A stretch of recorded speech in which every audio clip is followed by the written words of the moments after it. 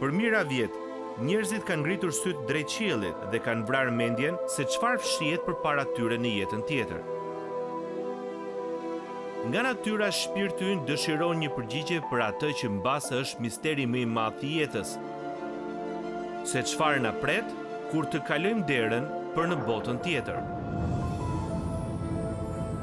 Por Perëndia nuk i fshet detajet për vendin ku do të jetojmë përjetësisht. Shikoni në fjalën e Perëndisë dhe do të shihni një copës të parajsës, rrugë më të shndritshme se ari. Froni vezulluesi Perëndisë dhe shtëpia e përjetshme e Jezus Krishtit. Të gjitha detajet madhështore janë shkruar në faqet e shkrimit. Si do të duket parajsa? Si do të shkojë shpirti ynë aty? A do të ribashkojmë me të dashurit tanë kur të shkojmë aty? Dhe si do të duket trupi ynë për gjithë përjetësinë? Këto janë vetëm një pjesë e vogël e gjërave që mund të dimë për përjetësinë, që na premtohet se do të jetë një vend përtej ëndrave tona më të çmendura. Ju mjafton vetëm që të hapni Biblën dhe të zbuloni se brenda saj Perëndia po na zbulon misteret e parajsës. Tani po ju lëm me mikpritësin tuaj dhe mësuesin e Biblës, Dr. David Jeremia. Pas luftës së parë botërore, një organizatë e quajtur Liga e Kombeve u formua për të promovuar paqen botërore. Më pas erdhi lufta e dytë botërore, e ndjekur nga krijimi i Kombeve të Bashkuara, një tjetër përpjekje për të sjellë paqe në këtë botë. Që të dyja këto organizata dështuan për të arritur qëllimin e dëshiruar prej tyre. Vetëm se këto përpjekjet njeriut kanë dështuar, nuk do të thotë se nuk do të ketë ndonjëherë paqe në tokë. Thjesht do të thotë se ajo nuk do të vijë nga zotësia e njeriut. Bibla thotë se një paqe prej 1000 vjetësh, një paqe e 1000 vjeçarit po afron. Dhe ajo do të administrohet nga vetë princi i paqes, Jezus Krishti. Dhe në këtë program të Moment Vendimtar, titulli i mesazhit tim i thotë të gjitha. Por çfarë është 1000 vjeçari? Do të mësoni për përgjigjen e Biblës për këtë pyetje sot, këtu në Moment Vendimtar. Gati të gjithë i dinë, vargjet e himnit të famshëm të Isaac Watsit, Gëzohu bot. Por shumë pak njerëz e kuptojnë se është një himn që e këndojmë me idenë e gabuar. Në fakt nuk është një himn krishtlindjesh as pak, edhe pse është në 3 parët e himneve të preferuara të gjitha kohërave për krishtlindje. Dëgjojeni pak këto fjalë dhe shikoni nëse e kuptoni se ç'duan të thonë. Gëzohu bot, Zoti po vjen. Bota ta pranoi mbretin e saj. A e pranuam mbretin kur Jezusi lindi në Betlehem? Dhe çdo zemër sot t'i bëjë atij vend, dhe qielli e natyra të këndojë gëzim në botë, shpëtimtari mbretëron. Njerëzit le t'i këndojnë, çdo mal, shkëmb, fush, lum e përrua, jehon me ngazëllim.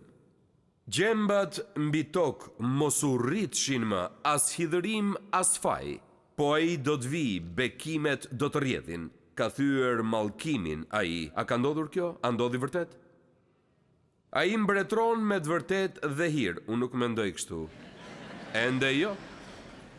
Ai kombet i drejton, lavdinë e drejtësisë së tij, dashurisë së tij të mahnitshme.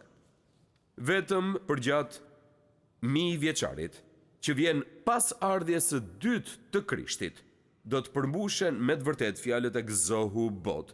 Vetëm gjatë kësaj periudhe ne do të mund t'i këndojmë këto fjalë me një kuptim të vërtet në zemrat tona.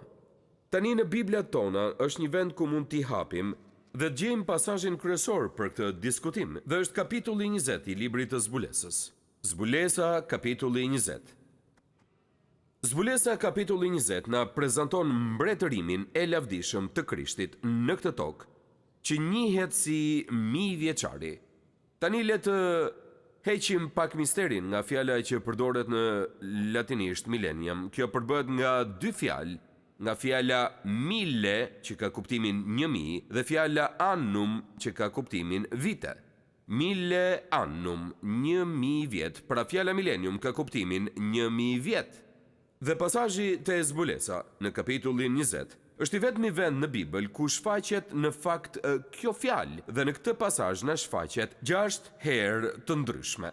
Nëse shohim në Biblat tona, do të vëmë re se në vargun e dytë na thuhet: ai e kapi dragojin, gjarprin e lashtë që është djalli dhe Satani, dhe e lidhi për 1000 vjet, për 1 milenium. Vargu i tretë: që të mos I mashtroj më kombet derisa të mbushen 1000 vjet, 1 milenium. Vargu 4, këta u kthyen në jetë e mbretëruan me Krishtin për 1000 vjet, 1 milenium. Vargu 5, por të vdekurit e tjerë nuk u kthyen në jetë derisa të mbusheshin 1000 vjet, ja ku shfaqet përsëri.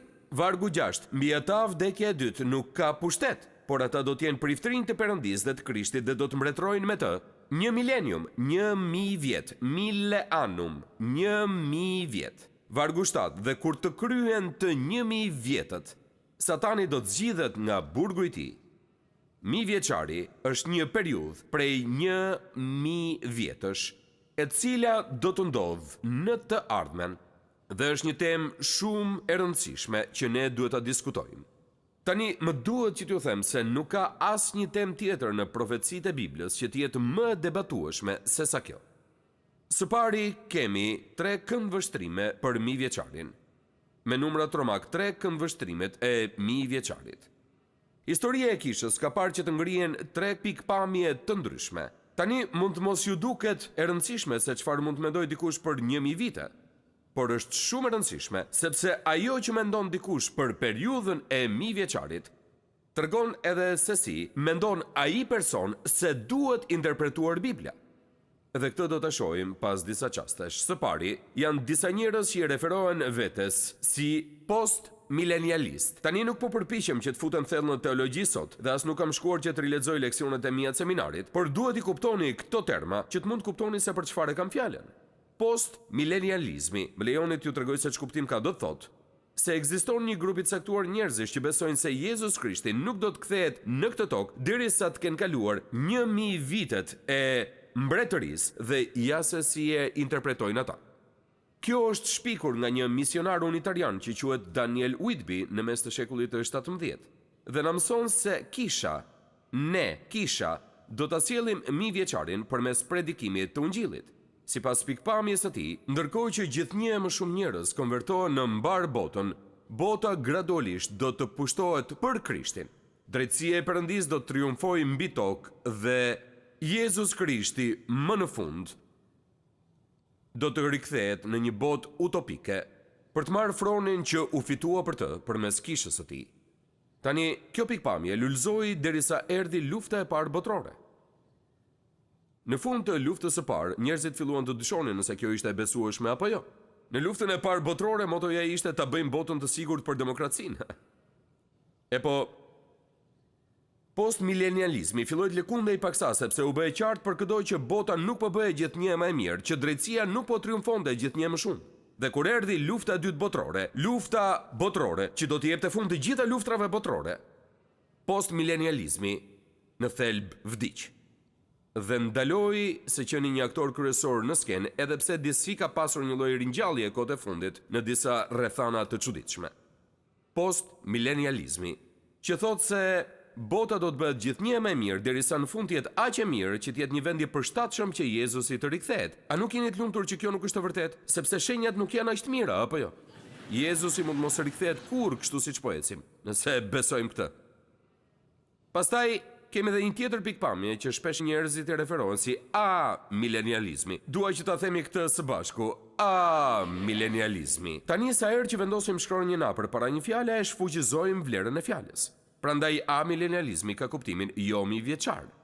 Dhe janë disa njerëz që I marrin të gjitha pasazhet e Biblës që flasin për 1000 vjeçarin dhe thonë, këto janë në mënyrë figurative. Në vend të kësaj, kisha trashëgon të gjitha bekimet e 1000 vjeçarit që ju dhanë Izraelit. Me fjalë të tjera, ngjarjet që janë te Zbulesa kapitulli 20 po ndodhin pikërisht tani. Kisha po mbretëron me Krishtin mbi botën, ne ndodhemi në 1000 vjeçar sipas milenializmit. Mirësi, shpresoj që jo. A nuk shpresoni edhe ju kështu? Nëse ky është 1000 vjeçari, çfarë po presim ne me padurim? Unë shpresoj që 1000 vjeçari të jetë shumë herë më mirë se sa është gjendja tani dhe sigurisht kushdo që e studion vërtet shkrimin dhe e merr me kuptimin e drejtë për drejtë, do ta kuptojë menjëherë se profecitë për paqen, begatinë dhe pastërtinë, të gjitha këto gjëra nuk po përmbushen sot, madje krejt e kundërta është duke u përmbushur. Dhe problemi me milenializmin është se vetmja mënyrë për ta bërë të funksionojë është që t'i japësh natyrë shpirtërore dhe simbolike të gjitha shkrimeve të dhjatës së vjetër. Sa po fillojmë që ta bëjmë këtë dhe të largohemi nga interpretimi drejt për drejt I Biblës, atëherë humbet kontrolli mbi çdo gjë dhe Bibla thot çdo gjë që duam ne që të thot. Pastaj kemi edhe pikpamjen e tretë që unë besoj të jetë pikpamja që është e sakta. Dhe është ajo që e quajmë premilenializmi. Premilenializmi është më e vjetra nga të trija pikpamjet dhe beson dhe na mëson se Jezus Krishti do të kthehet fizikisht në këtë tokë. Ai do të imposht armiqtë e tij dhe do të ndodhë një betejë që do të bëhet në fund dhe pastaj ai do të vendosë mbretërinë e tij në këtë tokë dhe do të mbretërojë mbi tokë për 1000 vjet. Tani dua t'ju jap një lloj përshkrimi që të kuptoni si funksionon kjo. Bëni një vit të drejtë në një flet, dakord?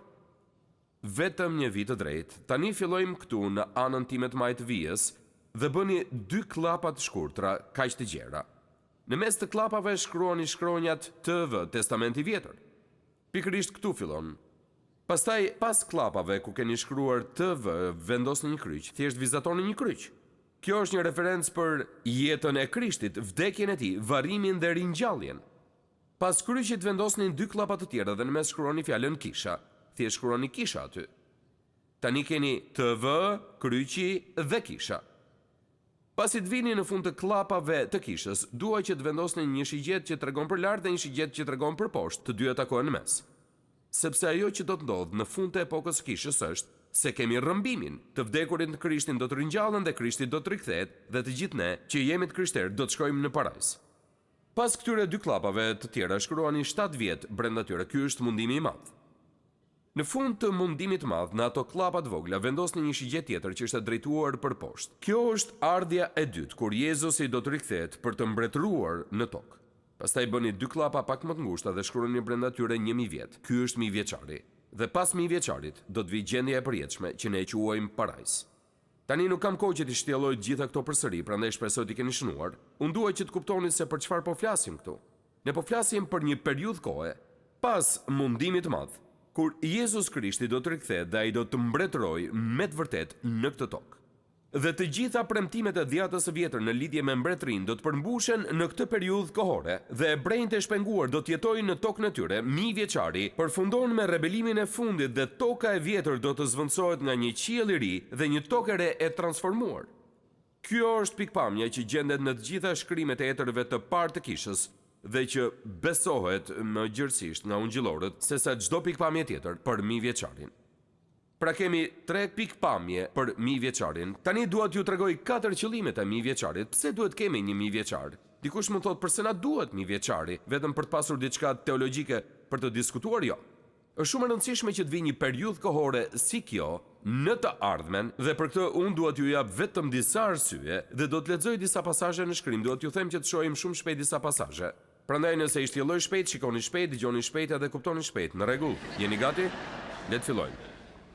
Arsye e parë për të shpërblyer popullin e Perëndis. Nevoja për kohën e 1000 vjeçarit është që të shpërblet populli i Perëndis. Kemi copzat premtimeve të Perëndis të shpërndara në gjithë Biblën, si në dhjatën e vjetër ashtu edhe në dhjatën e re që e garantojnë popullin e Perëndis që do të marrë shpërblime për shërbesën me besnikëri. Për shembull, Isaia 40:10 thot: ja e ka shpërblimin me vete dhe shpërblimi i tij e pararend, sepse biri i njeriu do të vinë në lavdinë e Atit të vet bashkë me engjëjt e tij. Kur do të ndodhë kjo? Te ardhja e dytë, në fund të periudhës mundimit madh, menjëherë përpara 1000 vjeçarit. Dhe atëherë ai do të shpërblejë secilin sipas veprës së tij. Mateu 25:34, atëherë mbreti do të thotë atyre që do të jenë të djatën e tij: e jeni të bekuar të Atit tim, merrni në trashëgim mbretërinë që u bë gati për ju që nga krijimi i botës. Kolosianëve 3:24, duke ditur se nga Zoti do të merrni shpërblimin e trashëgimisë, sepse ju i shërbeni Zotit. Zbulesa 22:12, dhe ja unë vi shpejt dhe shpërblimi im është me mua për t'i dhënë gjithë secilit sipas veprave që ai ka bërë. Bibla na mëson se kur ne i shërbejmë Zotit këtu në tokë, si të krishterë, ne do të shpërblehemi kur të shkojmë në mbretëri me mundësinë për të shërbyer Zotit në një mënyrë të re dhe të veçantë. Në mesazhin e kaluar ne folëm për kurorat. Këtu na rikujton se një pjesë e shpërblimit ton do të jetë edhe mbretërimi dhe sundimi me Krishtin mbi këtë tokë dhe gjithë secili prej nesh do të ketë mundësinë që t'i shërbejë Zotit në bazë të besnikërisë me të cilën po i shërben pikërisht tani. Më shumë përgjegjësi do të jetë shpërblimi i tij. Mundësitë e shtuara do të jenë shpërblimi i tij. aftësi, burime, mençuri dhe fuqi më të mëdha, ne do të kemi mendje më të mprekta, trupa më të fortë, qëllime më të qarta dhe gëzim të pafund, dhe ne do t'i shërbejmë Zotit për 1000 vjet në këtë tokë, kështu siç është tani. Mbretërimi dhe sundimi me të përfitëroni dot një mbretëri me drejtësi me të gjithë njerëzit e perëndishëm në çdo post drejtues që nuk do të zgjidhen për të qenë aty, por do të caktohen nga vetë mbreti Jezus. Wow, a nuk do të ishte fantastike? Thjesht përfituroheni pak. Pra, në mënyrë që të vijë një kohë kur këto shpërblime të bëhen në realitet, duhet të vijë periudha e 1000 vjeçarit. Në këtë kohë do të realizohen. Numri 2, duhet vijë 1000 vjeçari si përgjigje ndaj parashikimeve të profetëve. Profetët e dhjatës vjetër e parashikuan një periudhë të tillë. Psalmi 72:11. Po gjithë mbretërit do të adhurojnë dhe gjithë kombet do t'i shërbejnë. Isaia 9:7 edhe një herë shpesh ky varg përcaktohet si një varg krishtlindjesh, por vetëm një pjesë është varg krishtlindjesh, pjesa tjetër është varg për mbretërinë. Nuk do të ketë sosur rritja e perandorisë së tij dhe paqja mbi fronin e Davidit dhe në mbretërinë e tij për ta vendosur pa u tundur dhe për ta përforcuar me anë të mençurisë dhe drejtësisë, tani dhe përjet. Këtë ka për të bërë zelli i Zotit të ushtrive. Pa mbretërinë, pa 1000 vjeçarin, asnjëra prej këtyre nuk mund të përmbushet. Të gjitha këto profeci thonë se do të vijë një ditë kur mbreti Jezus do të mbretërojë në këtë tokë kështu siç është tani, me shenjtorët e tij që bashkë qeverisin me të, dhe do të jetë një kohë mbretërimi me drejtësi dhe paqe që do të zgjas për 10 shekuj, për 1000 vjeçar. Pse duhet të ekzistojë një mbretëri toksore? Sepse Krishti do të rikthehet dhe do të triumfojë pikërisht në tokën që në dukje ai u mund nga armiku i tij dhe u refuzua nga sundimtarët e botës. Tani mbani mend se ai erdhi në shtëpinë e vet dhe të vetët nuk e pranuan. Ai do të rikthehet në të njëjtën tokë ku ai u refuzua, edhe këtë herë nuk do të ketë më refuzim, por kur ai të rikthehet për të mbretëruar mbi këtë botë me drejtësi, më në fund ai do të marrë trashëgimin e tij dhe do të jetë mbreti që ka shpresuar kushdo se ai do të ishte kur erdhi për herën e parë. A ju kujtohet kur Jezusi erdhi në Betlehem? Dhe ai filloi shërbesën dhe dishepujt e tij në një farë mënyrë filluan ta kuptonin se kush ishte ai. Ata donin që të dinin se mbretëria do të vinte atëherë. Atyre nuk u interesonte shumë që Krishti të ishte sundimtari i botës, ata donin të shpëtonin nga romakët. Ata donin që ai të themelonte mbretërinë atëherë, por Jezusi tha jo tani, por një ditë, dhe kjo do të ndodh pikërisht gjatë kësaj periudhe. Prandaj, duhet vijë 1000 vjeçari për të shpërblyer popullin e Perëndisë dhe si përgjigje e parashikimeve të profetëve, po them dhe një arsye interesante që është e thjeshtë. Si përgjigje për lutjen e dishepujve. A ju kujtohet lutja e dishepujve? Ati ynë që je në qij, u shenjtrofte mryt. Ardh mbretëria jote, u bëft vullneti yt në tokë si në qiell. A ka ndodhur ndonjëherë kjo?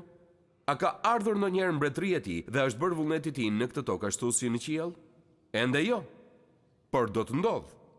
Një ditë kur Jezusi të rikthehet, mbretëria e tij do të vijë dhe vullneti i tij do të bëhet në këtë tokë, ashtu siç po bëhet tani në qiell. Kur dishepujt u lutën që mbretëria të vinte, ata mezi po prisnin për një periudhë të tillë për cilën po flasim në këtë takim dhe që quhet 1000 vjeçari. Pra, 1000 vjeçari ishte i nevojshëm për të shpërblyer popullin e Perëndisë dhe si përgjigje për parashikimet e profetëve dhe si përgjigje për lutjen e dishepujve. Dhe së fundmi, mbretëria është e nevojshme dhe për këtë duhet të më dëgjoni me kujdes sepse nuk duaj që t'ju shpëtoj. Është e nevojshme për të ritheksuar shturjen e njeriut dhe nevojën e vdekjes së Krishtit. Më lejoni t'ju tregoj ç'kuptim ka. Biblia na thotë se në fund të periudhës prej 1000 vjetësh kur Jezusi t'i duke drejtuar gjithë botën, Satani, nëse ju kujtohet, është i lidhur për 1000 vjet. A ju kujtohet që keni lexuar te zbulesa, Satani është i lidhur për 1000 vjet. Ai është i paralizuar. Por nëse lexoni pasazhin, na thuhet se në fund të 1000 vjeçarit, ai do të lirohet dhe do të ndodhë edhe një rebelim i fundit. Mund të thoni po nga do të vi pa perëndishmëria, po në 1000 vjeçar do të shkojnë vetëm njerëzit e perëndishëm, por ata do të bëjnë fëmijë. Sa për ju shedin se drejtësia nuk është e trashëgueshme? Sa për ju shedin se Perëndia nuk ka nipër? Ai ka vetëm fëmijë.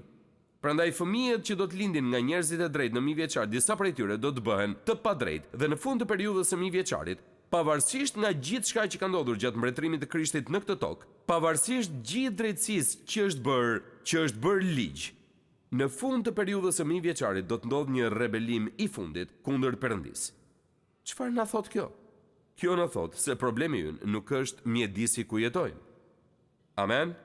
A ju ka thënë dikush ndonjëherë se problemi që kemi me botën tonë është mjedisi? Nëse do të mund t'i edukonim të gjithë, t'i drejtonim që të gjithë dhe të ndryshonim mjedisin, gjithë secili do të ishte më mirë. Më duhet ju them diçka, Perëndia vendosi 2 njerëz në një kopsht të përsosur dhe ata u rebeluan.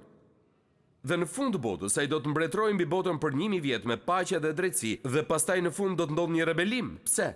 Sepse zemra e njeriut është e keqe dhe nuk është problemi te mjedisi, është një problem i natyrës sonë që ne kemi trashëguar nga Adami, kur ai mëkatoi kundër Perëndisë së plotfuqishëm. Në rregull. Ne pam 3 pikpamjet për 1000 vjeçarin, 4 qëllimet e 1000 vjeçarit, kurse tani duhet vërtet që të kalojmë tek 5 profilet e 1000 vjeçarit. Si do të jetë vërtet në këtë tokë dhe vetmja gjë që mund të bëj për këtë është t'ju tregoj se çfarë na thot shkrimi. Si do të jetë? A mund ta përfytyrojmë me gjithë fantazinë tonë se si do të jetë në këtë tokë nëse do të hiqet gjithë mëkati? Nëse do të hiqet gjithë rebelimi, nëse do të hiqet gjithë padrejtësia nga bota siç ne e njohim sot. Së pari do të jetë një kohë me paqe madhështore. Një kohë me paqe madhështore. Ky është i pari i parë. Vetëm atëherë do të mund të përmbushet mesazhi që engjëlli u dha barinjve atë natë jashtë Betlehemit, paqe mbi tokë, njerëzve mbi cilët qëndron mirëdashja e tij. Që të gjithë po pyesin, a është e mundur kjo? Jo këtu, jo tani. Jo derisa Jezusi të vijë dhe të vendos mbretërimin e tij mbi këtë tokë. Pastaj do të jetë një kohë mirëqenieje. Të gjithë e duan mirëqenien, të paktën këtë kam vënë re duke parë televizorin. Të gjithë e duan mirëqenien. E po kjo do të jetë një kohë mirëqenie, siç nuk mund ta përfytyroni dot. Edhe një herë le të dëgjojmë fjalën e Perëndisë. Ezekieli 34, 26 dhe 27. Dhe do t'ua bëj të bekuara vendet rreth kodrësime, do të bëj të bjerë shiu në kohën e duhur, dhe do t'jenë shira bekimi, druri i fushës do t'jap frytin e tij, dhe toka do t'jap prodhimet e saj. Ato do t'jenë të sigurta në tokën e tyre dhe do të pranojnë që unë jam Zoti kur do të këpus shufrat e zgjedhjes së tyre dhe do t'i çliroj nga dora e tyre që i mbanin në skllavëri. Mijëvjeçari do të jetë një kohë me paqe, një kohë me mirëqenie të pabesueshme. Pastaj do të jetë një kohë pastërtie. Mëkati do të jetë në kontroll dhe mosbindja do të zhduket. Mbretëria e Krishtit do të jetë një mbretëri e shenjtë. Isaia 11:9 nuk do të bëhet asnjë e keq, asnjë shkatrim mbi tërë malin tim të shenjtë, sepse vendi do të mbushet me njohurinë e Zotit, ashtu si ujërat mbulojnë detin. Do të jetë një kohë me paqe, do të jetë një kohë me mirëqenie, do të jetë një kohë me pastërti. Tani duhet ju them diçka që më pëlqen, do të jetë një kohë me jetë të gjatë. Po pra, me jetë të gjatë. Njerëzit do të jetojnë më gjatë, por në 1000 vjeçar, të cilin mëzi po e presim dhe që po diskutojmë në mesazhin e sotëm, çdo gjë që ndodhi përpara përmbytjes në lidhje me jetëgjatësinë e njeriut do të rikthehet sërish. Më lejoni t'ju tregoj një varg që është fantastik. Isaia 65:20. Nuk do të ketë më asnjë fëmijë që të jetojë vetëm pak ditë, as plak që nuk plotson ditët e tij, sepse i riu do të vdes 100 vjeç. Tani kuptojeni frazën e fundit. Nëse do të vdisnit 100 vjeç, atëherë do të thonin për ju ishte vetëse një fëmijë. Të gjithë ju që jeni gati 100 vjeç tani, a nuk ju bën të ndjeni më mirë? Një ditë kam për t'u quajtur sërish fëmijë. Unë do të mund të jetoj 100 vjeç, dhe njerëzit do të jetojnë nga 700-800 vjet, një pjesë e tyre do të jetojnë gjatë pjesës më të madhe të 1000 vjeçarit, në mbretërimin e Krishtit, jetë të gjata, dhe së fundmi do të jetë një kohë me gëzim personal. 1000 vjeçari do të jetë një epokë e hareshme me lumturi, kënaqësi dhe gëzim. Do të jetë përgjigje për lutjen plot dhimbjet e brenjve dhe shpresa e zemrës së shumë njerëzve që përfaqësohen sot këtu. Edhe një herë do të shohim një mori pasazhesh nga shkrimi. A jeni gati për këto? Burime nga fjala e Perëndisë që na vijnë nga dhjata e vjetër. Dëgjoni pa këtë. Isaia 9:3. Ti e ke rritur kombin, ke shtuar gëzimin e tyre. Ata gëzohen para teje ashtu si gëzohet dikush në korrje dhe ashtu si gëzohet kur ndahet plaçka e luftës. Isaia 12:3. Ju do të merrni me gëzim ujin nga burimet e shpëtimit. Isaia 14:7. Mbardheu pushoni qetë, njerëzit shpërthejnë në britma gëzimi. Isaia 25:8 dhe 9. Do të shkatrojë për gjithë një vdekjen, Zoti do t'i thaj lotot nga çdo fytyrë, do të heqë nga tërë dheu turpin e popullit të tij, sepse Zoti ka folur. Isaia 30:29. Atëherë do t'ja merrni një këngë, si natën kur kremtoni një fest, dhe do të keni gëzim në zemër ashtu si ai që shkon me zërin e fyllit. Nga shumë pasazhe në dhjetën e vjetër, për cilave ju tregova vetëm disa, na krijohet përshtypja se periudha e 1000 vjeçarit është çdo gjë që kemi dëgjuar gjithmonë se do të jetë, edhe nëse nuk e njohim Biblën. Do të jetë një kohë plot me gëzim, mirëqenie dhe pastërti të madhe, dhe një kohë me paqe dhe jetë të gjatë. Dhe mbreti Jezus do të mbretëroj dhe sundoj mbi fronin e Davidit që do të jetë në qytetin e Jeruzalemit. Dhe nga qyteti i Jeruzalemit do të rrjedh kjo mbretëri e mrekullueshme paqeje mbi të gjithë botën, siç e njohim sot. A e përfityroni dot? Wow! A ju kujtohet një reklam? Më duket se ka qenë një reklam për një filtr vaji. Kur një burr doli në ekran dhe tha: "Mund të më paguani tani?" Ose mund të më paguani më vonë, dhe pastaj shfaqet një motor që po prishej, për shkak se ai nuk ishte siguruar që vajti ishte i pastër. Ai tha: "Mund të më paguani tani? Ose mund të më paguani më vonë, thuajeni. Mund të më paguani tani, ose mund të më paguani më vonë." E po dua t'ju tregoj diçka. Perëndia i plotfuqishëm ka krijuar një program si ky. A e dini se çfarë na thuhet te Filipianëve kapitulli 2? Le ta shohim pak në ekran për një çast. Filipianëve 2, 10 dhe 11. Ja se çfarë na thot.